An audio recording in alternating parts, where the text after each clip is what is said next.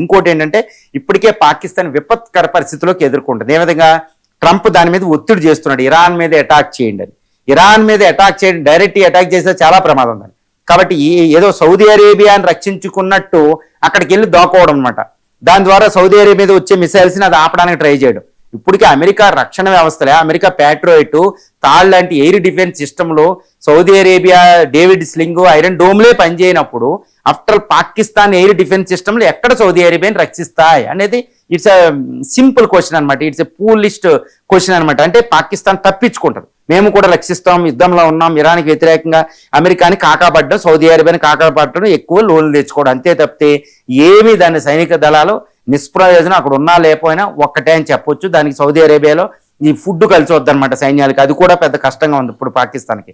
ఒక రకంగా ఇది ఇండియా పన్నిన ఒక వ్యూహం అని కూడా చెప్పొచ్చు. ఇప్పుడు ఏంటి, ఇరాన్కి పాకిస్తాన్ శత్రు దేశంగా తయారైంది.